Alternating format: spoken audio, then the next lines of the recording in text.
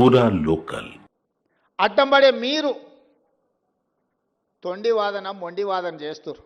ఇందులో మీరు బీసీ రిజర్వేషన్లలో ముస్లింలను కలిపినరని చదువుకున్న వాళ్ళు కేంద్ర మంత్రులుగా పనిచేస్తున్న వాళ్ళు ఈ దేశంలో రాజ్యాంగంలోనే ప్రొవిజన్ లేదు, మత ప్రాతిపదికన రిజర్వేషన్లకు తావు లేదు.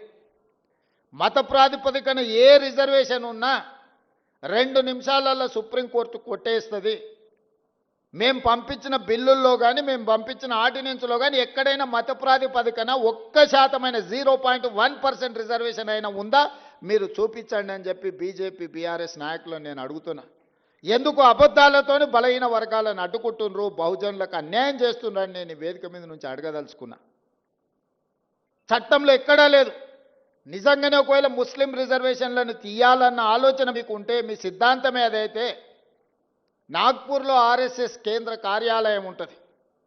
1970 నుంచి దాదాపుగా 20-25 ముస్లింలో ఉన్న ముస్లిం మతాన్ని పాటించే సామాజిక వర్గాలకు బీసీ రిజర్వేషన్ మహారాష్ట్రలో ఉంది.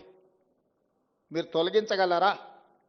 గుజరాత్ నరేంద్ర మోడీ గారు పుట్టి పెరిగిన గుజరాత్ రాష్ట్రంలో ఈరోజు ముస్లిమ్స్కి బీసీ రిజర్వేషన్లు వస్తున్నాయి.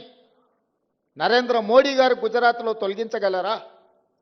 ఈరోజు ఉత్తరప్రదేశ్లో బీసీ రిజర్వేషన్లలో ముస్లింలకు సంబంధించిన రిజర్వేషన్లు ఉన్నాయి.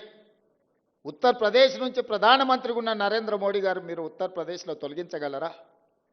దూదేకులు కానీ నూరు భాష కానీ ఇతర ముస్లిం వెనుకబడిన వర్గాలు మొదటి నుంచి బీసీలలో రిజర్వేషన్లు ఉన్నాయి. మన దగ్గర కూడా దూదేకులకు రిజర్వేషన్ ఉంది, నూరు భాష ఉంది.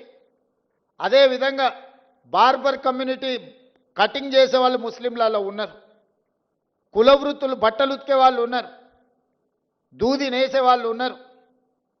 వీళ్ళందరికీ కూడా బలహీన వర్గాల కింద రిజర్వేషన్లు ఉన్నాయి. 50-60 సంవత్సరాల నుంచి వాళ్ళకి రిజర్వేషన్లు ఉన్నాయి. ఇవాళ కొత్తగా ఎవరు ఇచ్చింది లేదు. ఈ ముసుగు దొడుక్కొని ముస్లిం ముసుగు దొడుక్కొని బహుజనులకు అన్యాయం చేయాలి, బహుజనులకు రిజర్వేషన్లు ఇవ్వద్దు అని కొన్ని రాజకీయ పక్షాలు అడ్డుకుంటున్నాయి. ఇవాళ నిజంగానే తెలంగాణ రాష్ట్రంలో మేము ఇస్తే మేము చేసిన చట్టంలో ఎక్కడైనా ఉంటే చూపించండి. అబద్ధాల ప్రాతిపదికన దెబ్బతీయాలి మా ఆలోచనని, రాహుల్ గాంధీ గారి విధానాన్ని. రాహుల్ గాంధీ గారి మీద కోపం ఉంటే వారి మీద ప్రదర్శించండి. చాలా కేసులు పెట్టారు, ఇంకా 4 కేసులు పెట్టండి.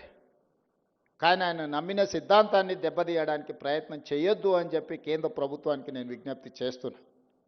ఆయన సంపూర్ణంగా విశ్వసిస్తున్నాడు ఈ సమాజంలో సమూలమైన మార్పు రావాలంటే బహుజనులు నిలదొక్కోవాలి, బహుజనులు ఆర్థికంగా విద్య ఉద్యోగాలలో ఎదగాలి అనేది రాహుల్ గాంధీ గారి విధానం.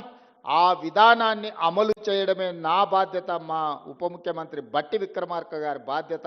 రాహుల్ గాంధీ గారు ఏ సూచన చేసినరో 100% అమలు చేయడం మా బాధ్యత.